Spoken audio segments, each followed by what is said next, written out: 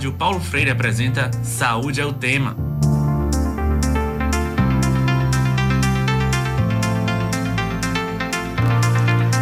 Boa tarde, ouvintes da Rádio Universitária Paulo Freire 820 AM. Eu sou Amanda Mendes, estudante do 6º período de jornalismo da UFPE, e estarei com vocês nesta quarta-feira, dia 13 de novembro de 2019. O Saúde é o Tema ao vivo já está no ar.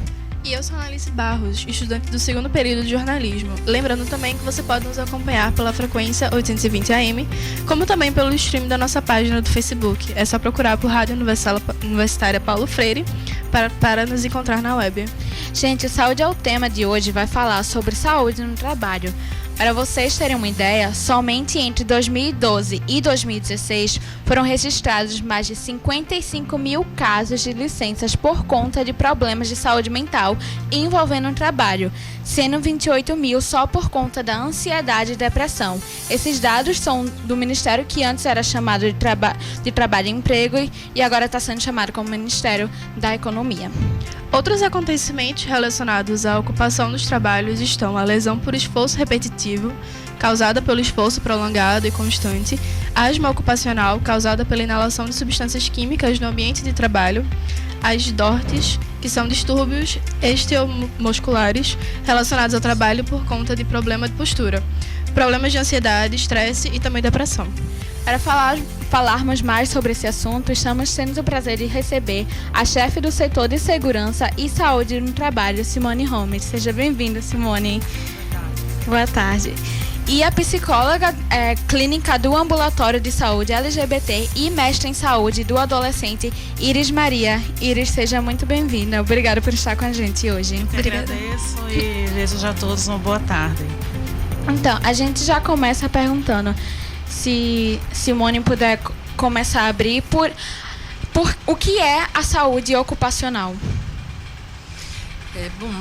Saúde, de uma maneira geral, é uma coisa assim bem ampla, né? E se a gente falar em saúde ocupacional, eu diria que seria toda aquela condição de bem-estar, de preservação da saúde do trabalhador no seu ambiente de trabalho, mas visto de uma forma assim bem holística, não como a saúde só de um segmento ou de um sistema, mas o indivíduo como um todo, e que ele tem que estar bem nas suas funções físicas e psíquicas para exercer bem o seu trabalho, né?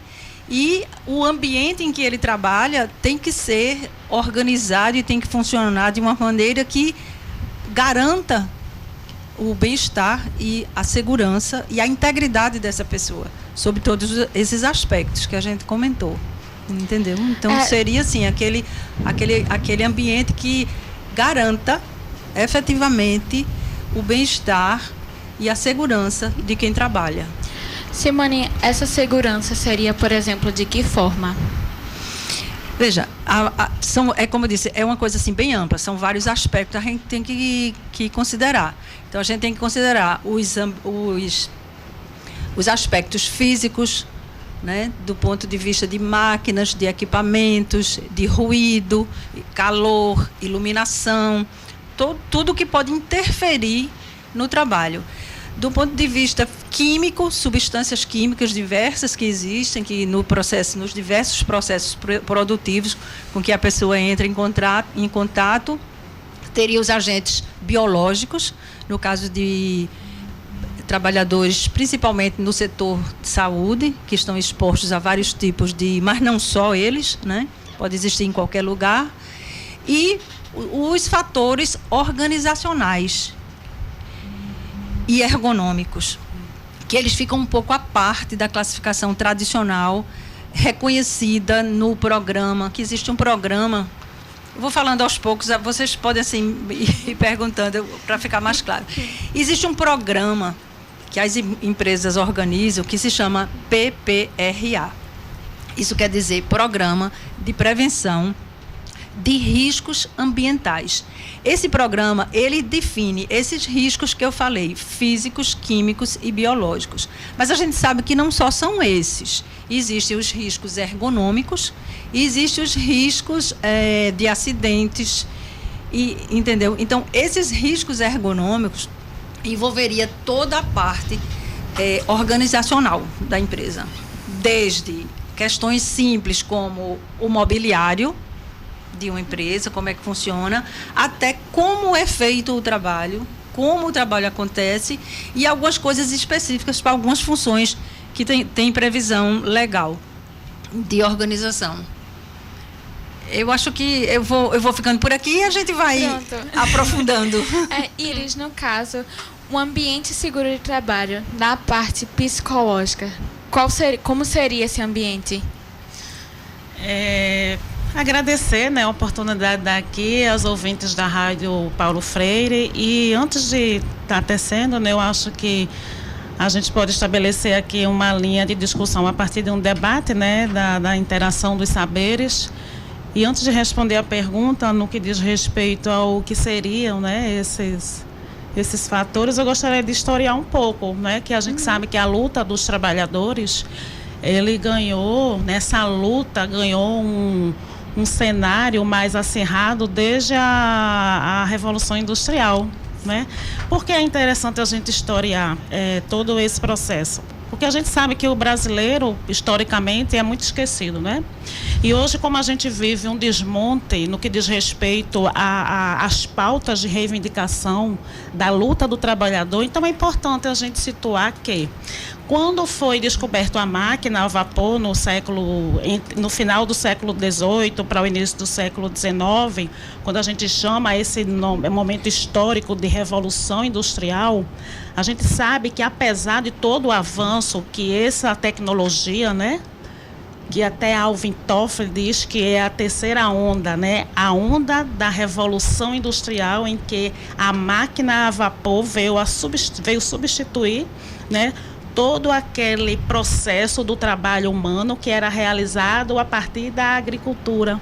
Então, essas pessoas que foram forjadas numa economia, né, a partir da agricultura, tiveram que se readequar a esse novo modelo, a essa nova ordem. Só que com isso veio também aquilo que a gente chama dos percalços, né, das condições da mão de obra. Porque as pessoas foram submetidas a imensas jornadas de trabalho, não é, onde a gente sabe que a história nos diz e nos orienta que não se preocupou com as condições de salubridade, né, questões também de idade, tanto que existiam muitas mortes por acidente. E a história também nos orienta crianças e mulheres que eram mais vitimizadas em função dos baixos salários. Então, houve realmente um movimento no sentido de poder operacionalizar, né, como resolver o problema dessa sociedade, desse segmento social que surgiu na época, que foram os proletariados. Não é? Quem são essas pessoas? Como elas viviam? Como elas se inscreviam naquele contexto. Então, eram inscrições muito no campo mesmo das violências e da usurpação dos direitos, e que nem existiam direitos humanos, não é? Que isso é algo mais pós-Segunda Guerra. Então, nesse sentido, a gente vem reafirmar por que existe ainda essa luta em busca dos direitos. E a saúde do trabalhador, enquanto política pública, que foi instituída no ano de 2004, ela vem a partir dessa construção, inclusive, da CLT, que assegura, né, enquanto direito à proteção à saúde e esses benefícios que a gente sabe que um trabalhador bem assistido, no que diz respeito à sua saúde, como a doutora Simone falou, muito bem argumentado com relação a que saúde não é só a ausência de doença. A saúde é todo um contexto de bem-estar, né, psicossocial, inclusive dentro da sua organização privada, né, no seu contexto familiar. E um trabalho bem assistido, né, não diz respeito apenas à remuneração, mas todos esses aspectos que a doutora falou. Então, nós compreendemos que a saúde mental do trabalhador, ele precisa realmente ter a sua segurança, porque o que mais chega nas clínicas, doutora, eu sou psicóloga de um ambulatório, né, eu trabalhei na saúde mental, né, num CAPS, durante 14 anos da minha vivência, né, enquanto servidora pública, e de fato, em todas as consultas de anamnese, tem a questão do ambiente do trabalho hostil. que não se valoriza o aspecto até mesmo de uma cadeira, de uma mesa, de um espaço físico adequado. E os transtornos depressivos, ansiosos, tem chamado a atenção. Uma coisa assim bem importante do que Iris colocou, que você vê que ela buscou lá atrás o começo, né, a Revolução Industrial, como é que começou esse processo de trabalho intenso e esses acidentes. Mas, gente, isso ainda existe hoje. A situação, né? A gente vê hoje jornadas extensas, a quantidade enorme de acidentes e doenças do trabalho, né? Com mortes, amputações, acidentes. Então, tudo decorrente seja de uma exposição a uma máquina ou decorrente de um estresse no trabalho que adoece, né? De uma maneira assim. Então, é isso que chama muita atenção, que com toda a evolução da tecnologia, as pessoas continuam adoecendo e morrendo no trabalho, por causas já identificadas lá atrás, né? E continua até hoje. É uma batalha que vem até hoje, né? Porque a gente tem tantas medidas de proteção justamente porque elas, se não tiver, essas pessoas não são protegidas, né? E aí, como é que elas vão combater essas situações que precariza a saúde delas, o bem-estar delas? E aí, Simone, eu te pergunto, como é que no espaço de trabalho está sendo visada essa questão não só da saúde física, mas a mental? Como é, por exemplo, onde você trabalha aqui? Se tem alguma medida de proteção, se vocês já ficam ligados nessas situações, como é?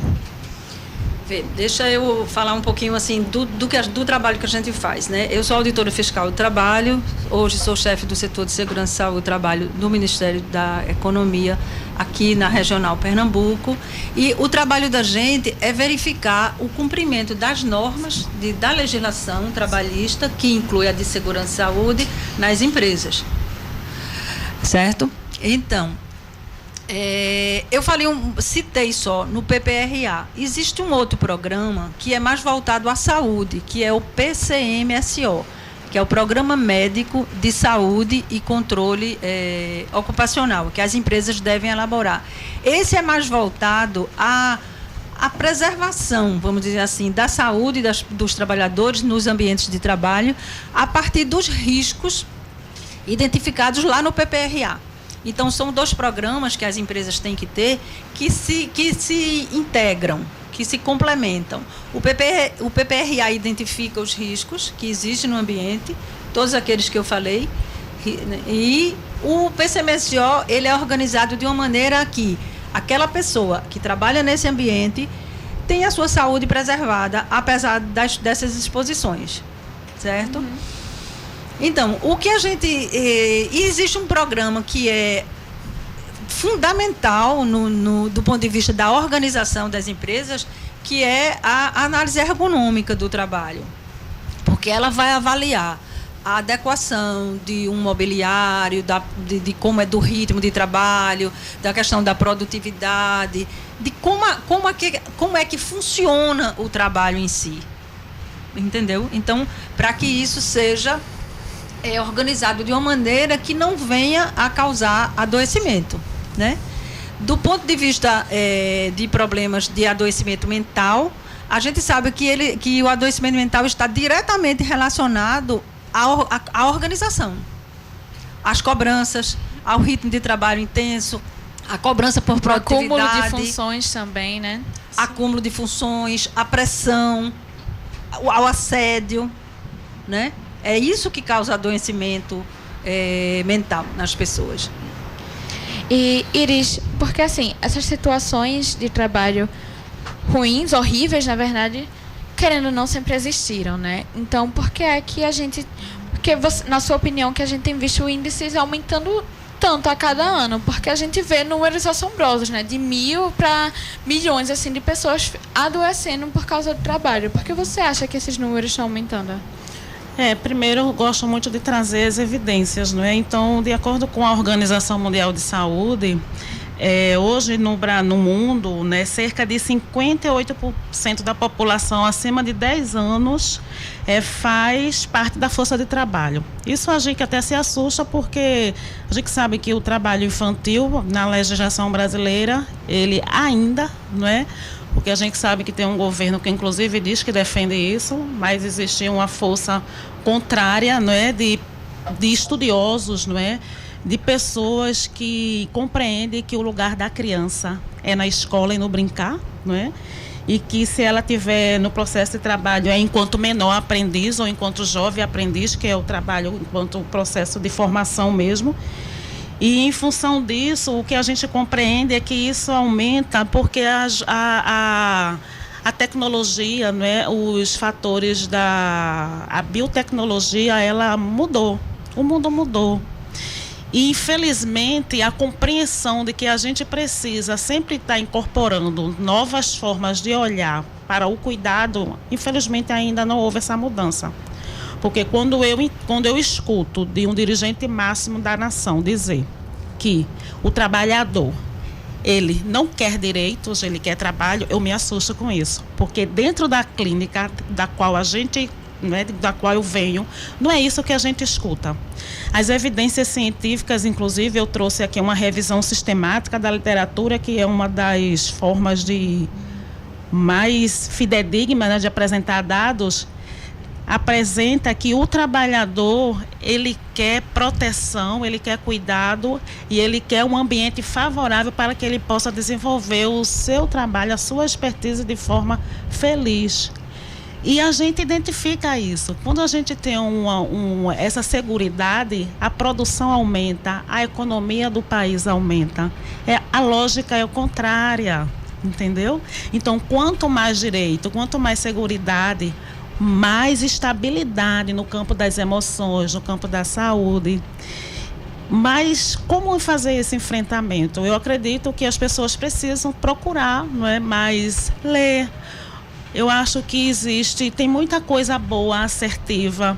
Fico feliz que Pernambuco ainda mantém a superintendência, não é? Que apesar de hoje não ter mais o Ministério do Trabalho, mas tem ainda pessoas que compreendem a importância, não é? Porque tinha esse ministério mais de 100 anos, não é? Foi num governo, inclusive, é tão contraditório que a CLT surgiu no período da ditadura. Pois é. E numa democracia a gente tem retrocessos, né, doutora? Pode me ajudar aí no... Sim, sem dúvida. É uma coisa interessante que ela falou, a questão do aprendiz, que o trabalho infantil, né, que é uma chaga que a gente não consegue acabar, e que só é permitido o trabalho do menor aprendiz a partir de 14 anos de idade, né? E ligado a uma instituição de ensino, com supervisão, com tudo isso. A gente tem na superintendência, quando eu falo superintendência, existem em todos os estados projetos que trabalham determinados temas. Como a gente tem a fiscalização na área de segurança que eu falei, existe um programa que se chama Combate ao Trabalho Infantil. Então, tem equipes capacitadas exatamente para identificar crianças em condições, trabalhando em idade que não podem fazer isso e principalmente expostas a algumas atividades que são proibidas completamente, mesmo para a aprendizagem. E existem vários programas que a gente trabalha fazendo esse tipo de inserção de PCD, que é outra coisa assim bem importante também. É tanta coisa, é muito amplo o trabalho. Mas como você colocou, a gente, apesar assim, de toda a dificuldade, que somos poucos, muita gente está saindo, muita gente aposentou, e a gente está trabalhando assim com muita dificuldade, entendeu? As nossas normas estão sendo modificadas, revisadas, que eu acho que estão sendo reduzidas, e esse processo ainda não está concluído, a gente ainda está até tomando pé da situação, conhecendo mais o que está mudando realmente nas normas, para que não haja tanto prejuízo para o trabalhador, entendeu? Mas, assim, seguir, né? Só complementando aqui, eu acho interessante quando fala dessa diminuição de normas. Isso a gente pode compreender que são a diminuição, não é, o cerceamento dos direitos. Porque o gestor público, quanto o gestor privado, quando ele compreende que um trabalhador, ele tem a motivação, não é, a partir de uma política que possa viabilizar que o seu processo de trabalho possa ser não exaustivo, não com sobrecarga, não com muita tensão. E existe, além de tudo isso que a doutora falou, existe muitos mecanismos, muitas ações estratégicas que podem melhorar o ambiente de trabalho.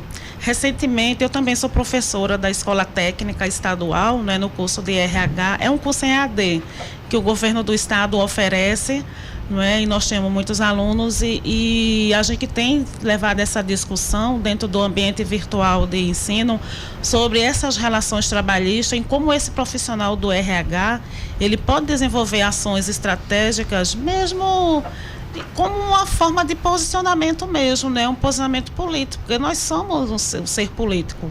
Então, se existem normativas que visam diminuir, por exemplo, o que eu estava lendo, né, que foi em maio, que houve uma sugestão do governo de diminuir em 90% todo o processo das EPIs, né, das normativas, das leis, das diretrizes com relação às EPIs.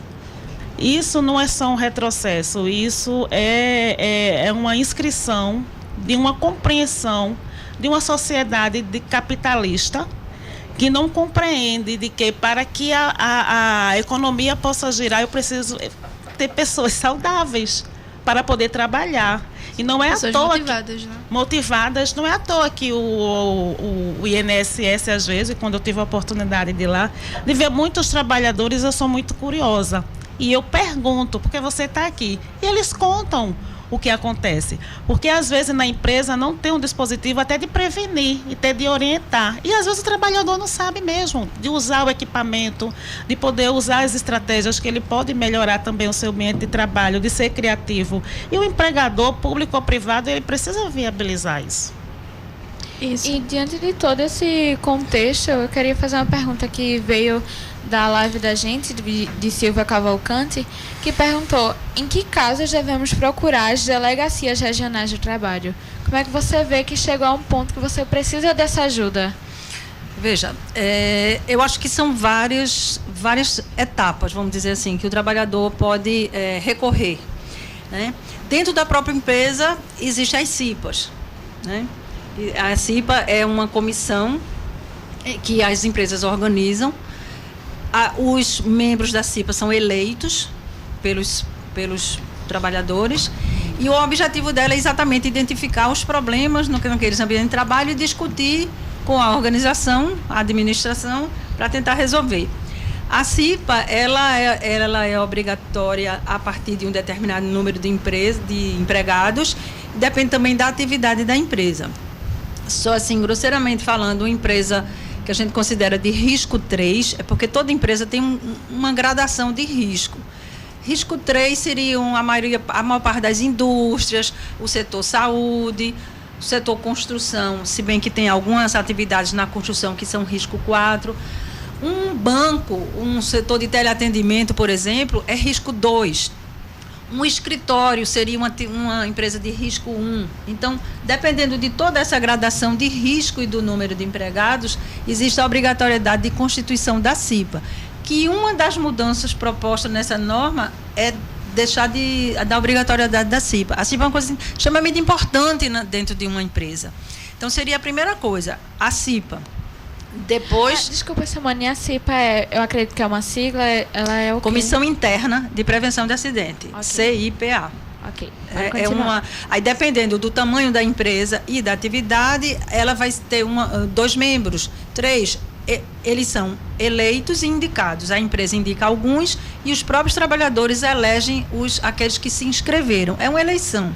Ela é organizada de forma assim bem democrática.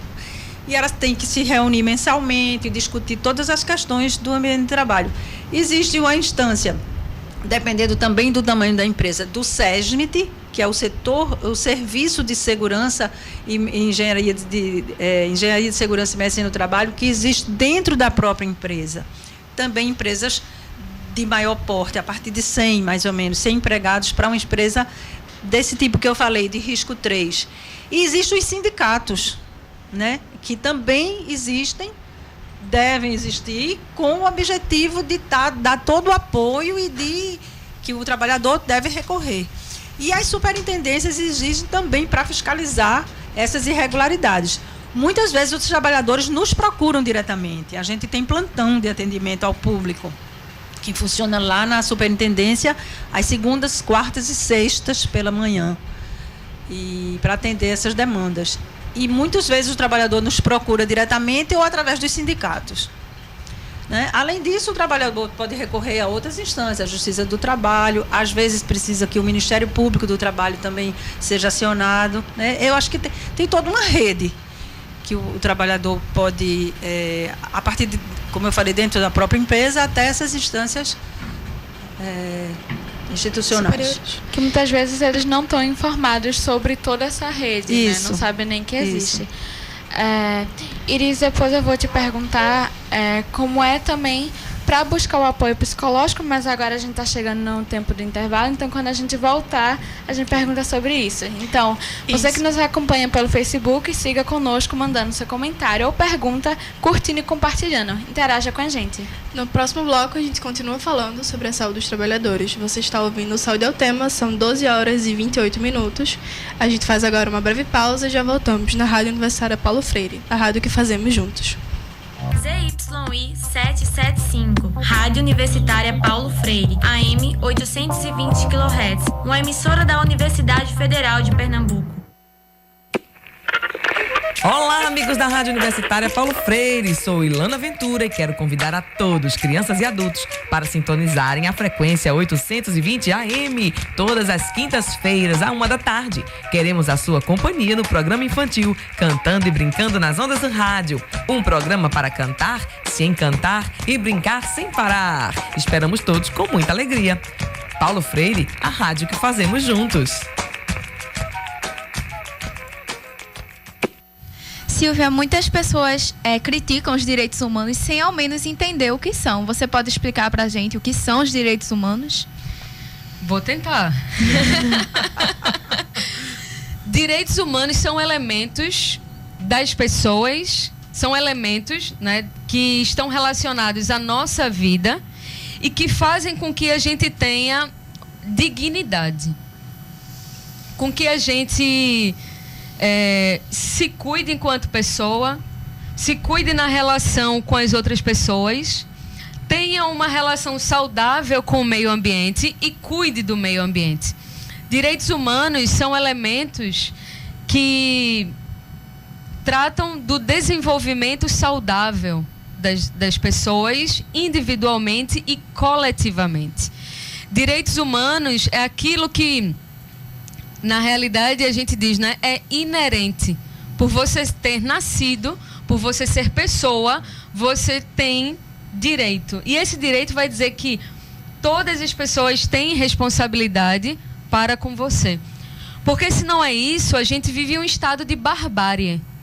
A gente vive um estado de execuções. A gente vive um estado de contínuas opressões. Então, diminuição do nosso espaço, né? Exatamente. Então, quando a gente fala que está existindo no Brasil uma retirada de direito e que isso prejudica o nosso cotidiano, é porque estão tirando da gente o que nos é inerente.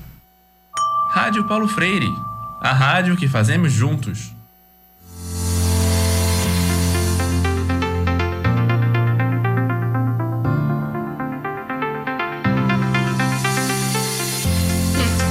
Estamos de volta com Saúde é o Tema e hoje estamos falando sobre a relação do trabalho e a saúde. Para comentar essas questões, estamos recebendo a chefe do setor de Segurança e Saúde no Trabalho, Simone Holmes, e a psicóloga e mestre em saúde do adolescente, Iris Maria. E para começar, eu queria perguntar para Iris, como alguém pode procurar um apoio psicológico no seu trabalho e alguém que entra em depressão por conta do desemprego é considerado um doente no trabalho? Sim, dependendo de todo o histórico, não é, do processo do adoecimento, sim. Existe todo esse amparo, não é, legal a partir do CID mesmo, né, das doenças que as pessoas desenvolvem a partir da sua atividade laborativa. Com relação à procura, não é, nós temos no Sistema Único de Saúde os ambulatórios de saúde mental, mas nós também temos, não é, a RAPS, né, que é a Rede de Atenção Psicossocial, a partir da atenção básica dentro do território, não é, que são as estratégias de saúde da família, onde as equipes podem estar acolhendo. A grande questão é que muitas vezes essas doenças, elas são silenciosas e as pessoas apresentam os sintomas, mas elas não se dão conta. Primeiro porque ainda existe o estigma de que pessoas com depressão, pessoas que têm algum transtorno relacionado à saúde mental são doidas, não é? E procurar, às vezes, o especialista o estigma fica maior. Muita gente diz, eu não vou para psicólogo porque eu não sou doida. Isso não é verdade, isso não se sustenta. Até porque todo médico, todo profissional da saúde, ele também trabalha com a parte preventiva. Iris, mas como funciona esse atendimento no Sistema Único de Saúde? Então, a porta de entrada existe. A porta de entrada é os postos, né, nas comunidades. Mas as pessoas também podem ser acolhidas nos CAPs, que são o Centro de Apoio Psicossocial, não é? E também nos ambulatórios, que existe todo o acesso universal, integral e gratuito. E as pessoas podem procurar, não é? E, infelizmente, é isso que eu quero dizer, que as pessoas têm medo de falar. Mas também tem profissionais que não tem dificuldade de fazer essa abordagem.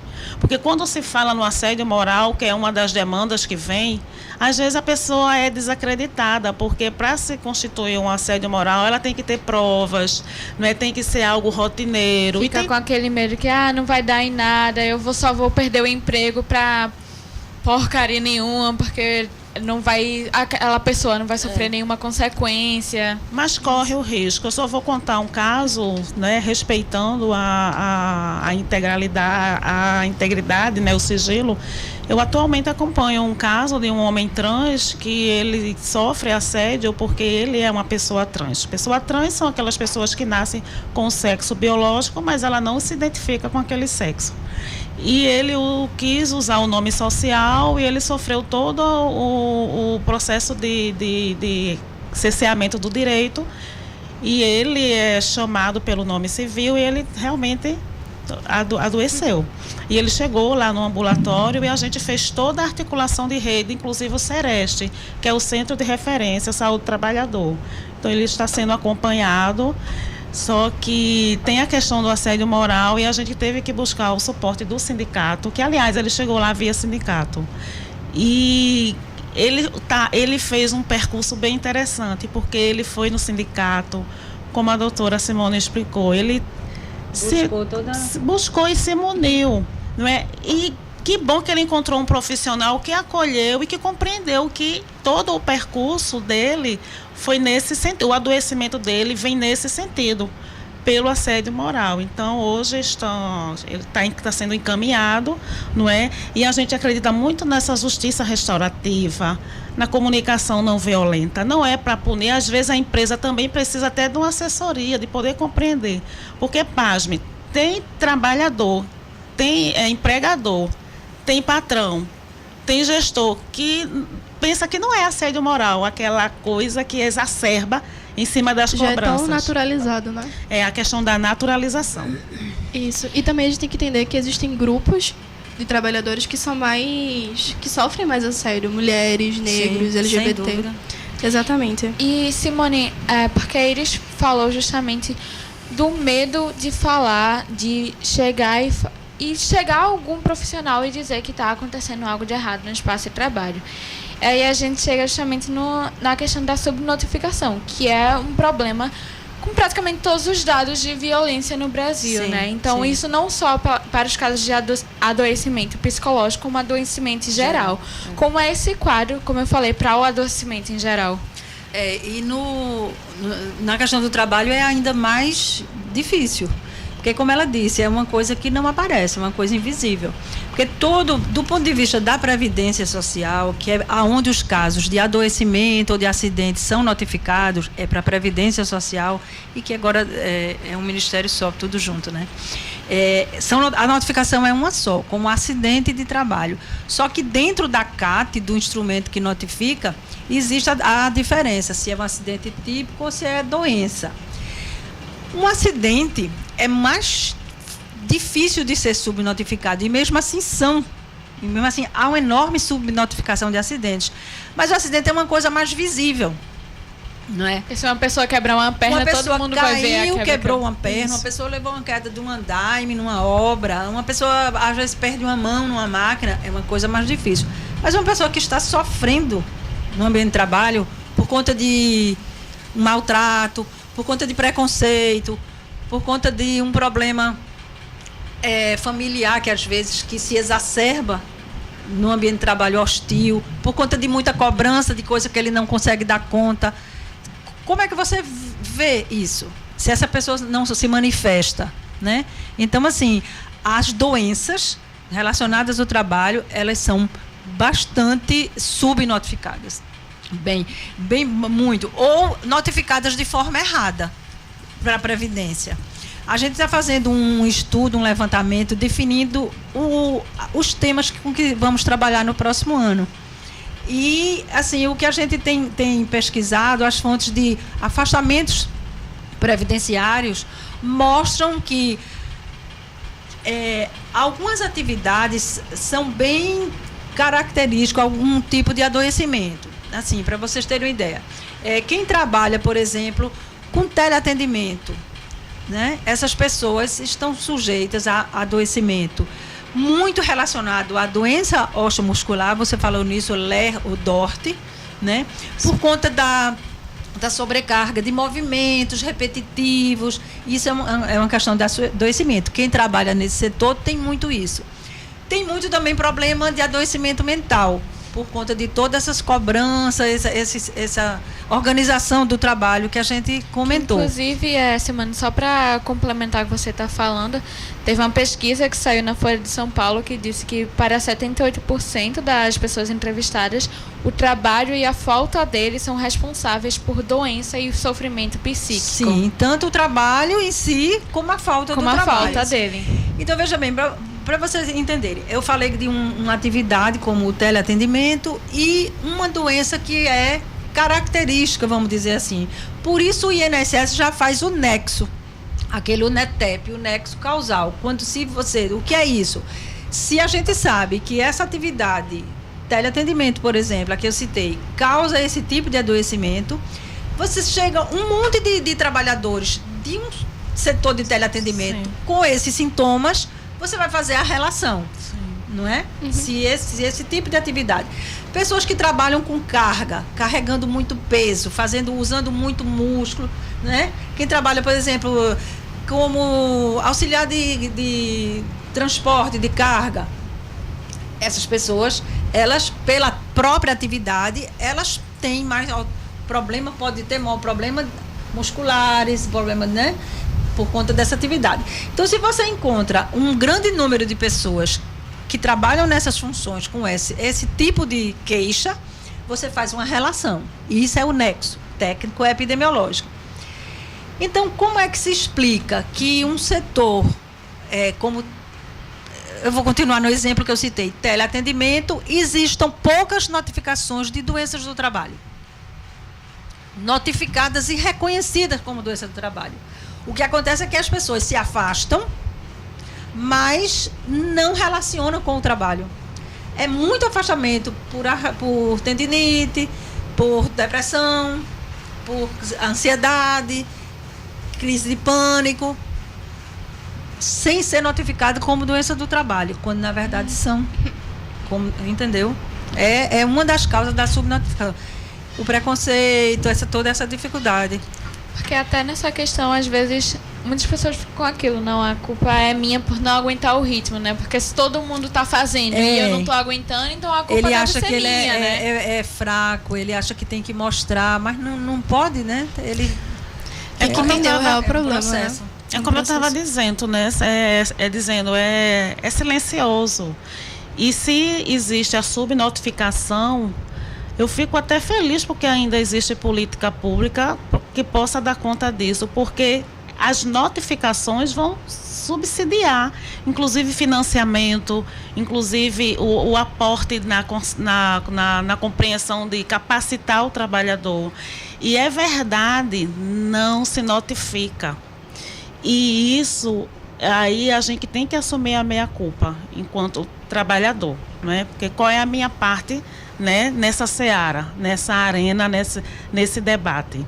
E uma das coisas que a gente tem problematizado dentro, até Silvia Cavalcante, que passou o contato, ela está assim, ajudando aqui também, não é? E ainda bem que existe a tecnologia, apesar que a tecnologia adoece a gente, né? Pois é.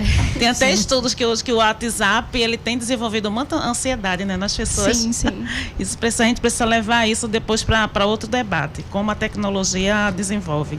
Então, a violência que é instaurada dentro das instituições, que elas são silenciadas também, não é? São veladas, e que muitas vezes o trabalhador ele é culpabilizado. Não, é você que está estressado. Né? Como em acidente do trabalho acontece muito. Também, né? Muito. Você que está com problema em casa, aí traz o problema de casa e associa que o trabalhador aí ele é revitimizado. E que a gente precisa compreender que as pessoas são pessoas, não é? E como eu disse, né, anteriormente, que apesar de gestores não, às vezes, nem saber que está assediando, mas está produzindo ali uma relação de conflito e de tensão que leva ao adoecimento. E a gente sabe que tensão, né, conflito dentro das organizações, ela dificulta muita coisa, é perda de dinheiro, é perda de produção, é gasto de tempo, ao invés de estar lá produzindo, escrevendo ou atendendo, aí não, está em reunião para resolver a briga, a tensão.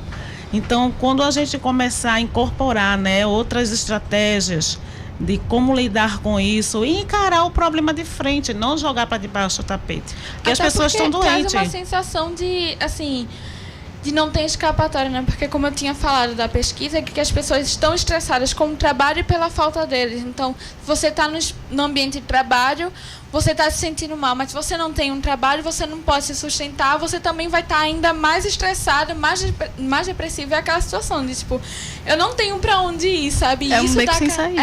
Fica naquele desespero, porque você não vê uma saída para aquilo. Isso. É por isso que eu gosto muito de Paulo Freire, né? O nosso patrono, quando ele diz que quando a educação ela não liberta, ela aprisiona, não é? E muitas vezes essas relações de opressão dentro das relações hierárquicas é isso. Quando a pessoa sofre uma opressão, ao invés dela, não é, se reinventar, ela acaba reproduzindo a opressão. E isso é muito ruim, isso é muito desgastante no ponto de vista emocional. Então, se os acidentes de trabalho, visivelmente, né, como a doutora Simone falou e bem pontuou, são subnotificados, imagina as doenças do campo da mental. Aí aqui é outro problema. E só complementando o que tu disseste com relação ao adoecimento, existem situações em que o trabalhador tem alguma doença, e essa doença é exacerbada no trabalho, mas não deixa de ter relação com o trabalho, né? Uma pessoa que tem, por exemplo, varizes de membros inferiores e que vai trabalhar tendo que assumir uma postura sentada ou em pé, uma postura estática durante toda a sua jornada, com certeza vai piorar, né? Vai piorar da sua situação e vai ter relação com o trabalho. Exatamente. Um termo que tem sido bastante utilizado é a uberização do trabalho, que são os aplicativos que dão a falsa ilusão de empreendedorismo, mas que na verdade não possuem nenhuma segurança, nenhum direito. Então eu queria perguntar, Simone, como você percebe esse tipo de trabalho e existe alguma legislação que protege esses trabalhadores? Que é um problema bem atual, né? É bem complicado exatamente. E bem atual. Eu acho que saiu na imprensa há algum tempo uma pessoa que teve um acidente, né, que veio a falecer e que não foi socorrido, né? Isso saiu na imprensa, que era um motorista de Uber. Veja, assim, a minha opinião, é o que diz, é o falso empreendedorismo, é como agora esses transporte de moto, de bicicleta, que as pessoas chegam a trabalhar mais de 12 horas por dia, rodam quilômetros por dia, sem nenhuma proteção, sem amparo legal absolutamente nenhum. Se adoecer, ou se sofrer um acidente, ou se ele não for trabalhar por algum motivo, qual é a garantia que essa pessoa tem do Estado? Tem que falar que estimula a trabalhar sem nenhum tipo assim de ter um intervalo assim, não, nada, ele não porque tem quanto intervalo menos ele rodar, menos ele ganha. Não tem Ele não tem descanso, ele não tem pausa, ele não tem local de refeição, ele não tem amparo nenhum. E essa pessoa é um trabalhador, é um trabalho informal, precarizado. E veja, do ponto de vista, eu acho que tem alguma jurisprudência, algum estado que já reconheceu alguma coisa de ilegalidade, assim, que teria que existir vínculo, né, com algum tipo desse trabalho. Para mim é um trabalho extremamente precário e precarizante, assediador e completamente irregular. Iris, você compartilha essa mesma visão e tem alguma coisa a adicionar? Como essas pessoas que não têm nenhuma segurança, como isso afeta na saúde mental das pessoas? Afeta, e eu tenho vários exemplos, não é? Eu tinha até colocado aqui na minha pauta de trazer isso, fico feliz que vocês lembraram. E que a gente sabe que a tecnologia, ela veio facilitar a nossa vida, não é? Mas ela também está sendo usada de forma que eu tenho a impressão, eu vou ser bem pessimista agora, que nós falhamos enquanto sociedade. Porque ou estamos falhando, não é? E eu fico feliz de ter aqui ao meu lado uma pessoa que eu compartilho da mesma opinião de que a gente está vivendo uma relação de um processo de escravocrata moderno. Porque se você vê o perfil dessas pessoas que estão em cima das bicicletas, são aqueles jovens, não é, que tiveram, primeiro, a ausência do Estado, que não tem a questão da educação básica, não é, o acesso, aquilo que a gente chama de acessibilidade aos meios, né, de produção saudável, e que tem como esse dispositivo como um meio de sobrevivência. E se a gente for dizer para ele, que eu já tive a oportunidade de dizer, como eu disse, eu sou muito enxerida, eu gosto de conversar com as pessoas, e dizer que aquilo é um processo de precarização, ele vai dizer, tia, aí eu vou trabalhar de quê? Como é que eu vou sobreviver?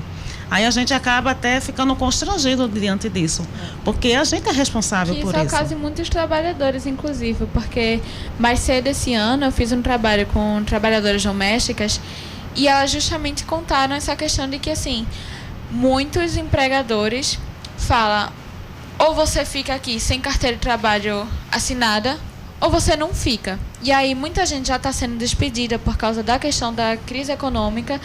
E aí aquela questão, a pessoa fica, se eu não trabalhar nessas condições, eu vou trabalhar onde? Exatamente. Aquela situação que a pessoa é meio que obrigada a trabalhar em condições péssimas para conseguir viver. E também o repasse dos aplicativos. Eu estava assistindo ontem um documentário do G1 e teve uma empregada doméstica que ela recebia 75 para trabalhar 4 horas. E sendo que quem estava contratando repassava 120 para o aplicativo e eles só repassavam para a empregada 75 reais. Então é muito disso. Não existe nenhuma legislação pelo que o aplicativo passa para os trabalhadores. E eu queria perguntar também sobre a tecnologia. O trabalho tem se tornado cada vez mais próximo do cidadão com o aumento da tecnologia. E hoje somos acessados por e-mails, WhatsApp e tudo mais. Como isso pode afetar a mente dos trabalhadores? Porque se eu não estou no trabalho, mas eu recebo uma mensagem no WhatsApp. Então é muito de você aproximar o trabalho pro íntimo, pro particular. Pro espaço seu isso, de casa. De lazer. Você está no fim de semana, no seu dia de descanso, aí ainda tem aquela mensagem de colegas de trabalho, até do seu chefe, já passando coisa do trabalho, você faz. Se eu não responder, depois vai cair para cima de mim. Isso. Pois é. Isso tem que ser bem acordado, né? Porque se ele tem um telefone dele, pessoal, é dele, pessoal. Agora, se ele tem um telefone que é da empresa, fornecido com a empresa, e que a empresa combinou, concordou, e ele concordou com aquilo, né? Ele não pode ficar 24 horas trabalhando, né? Que jornada é essa? Que não tem fim de semana, não tem descanso, né? Tem que ter um limite. Exato. Não só o limite, como o acordo, não é? Tem uma frase, eu não sei se é da época de vocês, mas deve ser da nossa. O trabalho dignifica o homem. Sim, eu tenho repensado sobre essa máxima. O trabalho adoece, o trabalho mata, o trabalho enlouquece. Pois é. A quem dignifica? Porque quando a gente compreende que o trabalho é uma atividade da condição humana, porque os animais trabalham, a formiga trabalha, não é? Mas só que ela tem um mecanismo de não fazer uma transformação. Mas nós não, nós somos seres criativos, somos seres produtivos, né? Nós reinventamos. Se eu sou uma trabalhadora de fazer um crochê, eu vou fazer várias blusas de forma diferente, né? Diferentemente do trabalho animal. Então, quando a gente fala de empreendedorismo, isso que dizem que é empreendedorismo não é, porque pelo que eu entendo do empreendedorismo, ele também é uma força criativa. E nem todos, gente, tem essa força. Eu vou ser sincera, eu já vendi várias revistas, mas eu não conseguia continuar o meu processo de empreendedorismo, porque eu não tenho essa expertise. Então, uma vez eu inventei de vender Natura, sei lá, e eu fiquei com os produtos, porque eu não soube cobrar, fazer a logística. Mas tem pessoas que têm. Então, quando chegam para mim, não, mas esses meninos da bicicleta, o Uber, é o empreendedorismo. Aí eu pergunta a ele se é ou se não é o último, não é a última condição que ele encontrou para a sua sobrevivência. Por isso que eu acredito que a ação do Estado sobre as pessoas, políticas afirmativas de inclusão, não é que a gente tem debatido tanto, que a gente conseguiu vários avanços e que estão no processo mesmo de acabarem com nossas conquistas, precisa ser reafirmado o tempo todo. E o trabalhador, ele precisa sair dessa zona de conforto, que para mim não é nenhum conforto. É uma alienação, né? Como o Max falou. A gente nem consegue usufruir daquilo que a gente produz. Aquela história, não é? O fabricante do carro Fiat, ele consegue ter um carro Fiat, até consegue hoje, né? Que bom, consegue usufruir da força do seu trabalho. Que isso foi um avanço, mas a gente está voltando isso. Está voltando e com muita rapidez. Da gente poder, eu atendo uma pessoa também que faz esse processo de entregar, e chegou para mim uma vez tão estressado que vamos fazer uma técnica de respiração. Aí a gente tem que organizar, né? Ver as práticas de como também, nesse caos, fazer com que as pessoas tenham a sua saúde. Aí eu até gostaria de indicar, né, as práticas integrativas que tem no SUS também. Tem o Guilherme Abá, tem o CIS aqui perto, né, na rua, aqui perto no campus da Federal, que pode estar acolhendo também essas pessoas, e que a gente, enquanto trabalhadora, precisa realmente retomar esse debate sobre as nossas condições enquanto força, né, produtiva. Não é? Que nós é que fazemos a economia do nosso país rodar, crescer. Mas dessa forma, eu acredito que a gente é uma falência. Simone, essa era até uma pergunta que Iris tocou num ponto que eu queria tocar, que era justamente como estão as políticas públicas que favorecem a saúde do trabalhador, principalmente nesse momento em que estão sendo mudadas essas certas diretrizes, está sendo mudada. A gente já viu que o Ministério já foi mudado de nome. Como é que está isso agora? Assim, do ponto de vista estrutural, organizacional, assim, a gente, digamos, caiu de nível hierárquico na organização, mas a gente está conseguindo manter as atividades, as ações de fiscalização organizadas, assim, de acordo com prioridades, setores onde há mais acidentes, setores onde há mais doenças, combatendo terceirização ilícita, que é uma questão, né, bem difícil porque as pessoas acham que pode terceirizar tudo, não pode, não está liberada a terceirização geral e restrita. E, assim, uma coisa que eu queria falar, enquanto ela estava falando, eu estava pensando, você também tocou só para dar uma informação. A gente não pode esquecer que a responsabilidade para que um ambiente de trabalho funcione como funcione é do empregador, né? É ele quem é o dono, é ele quem dá as regras, é ele quem diz quanto você vai ganhar, como você vai fazer, quanto você vai fazer, né? Então, ele é responsável por manter o ambiente saudável, seguro e saudável. Tá certo? Assim, eu só queria dar uma informação. Você falou, eu digo, eu vou dar, porque talvez muitos não sabem. Sim. A gente tem um atendimento, você falou em doméstico, tem um atendimento, um plantão que funciona lá na Superintendência para Doméstico, na terça-feira, pela manhã. Então, tem auditores fiscais, assim. É porque a gente... Desculpa te interromper, semana, que a gente já está bem no finalzinho do programa. Então, se vocês quiserem adicionar mais algum local que as pessoas possam procurar bem rapidinho, só para a gente terminar o programa, fiquem à vontade. Tá, então só para concluir, a superintendência funciona ali na Agamenon Magalhães, fica na frente da UPE, né, vizinho daquela Jeep, é bem visível. Sim. Né? Tem um plantão de atendimento que funciona às segundas, quartas e sextas pela manhã, tem um plantão de doméstico na terça pela manhã, e a gente está lá à disposição para tirar alguma dúvida, para conversar. Tá? Muito obrigada pela oportunidade, pelo convite. Foi muito bom. Adorei conhecer Iris, conhecer vocês. Obrigada. Estou à disposição. Obrigada. Pronto, então, né, pelo SUS, portas abertas, procura os serviços.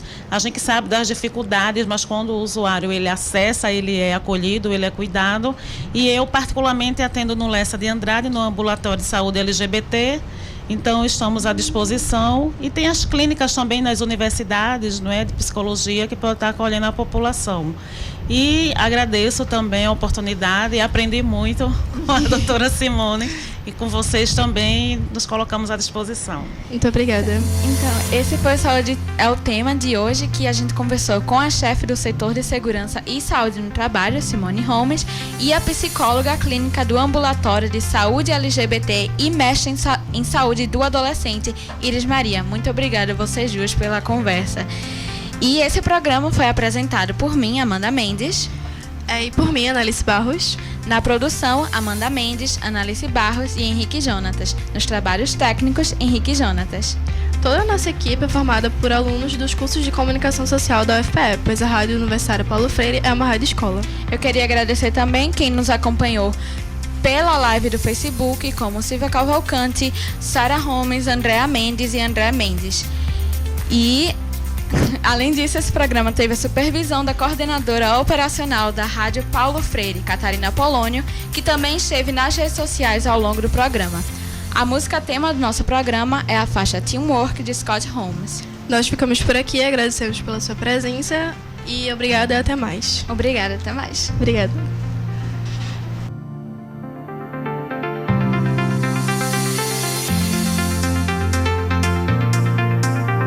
Horas.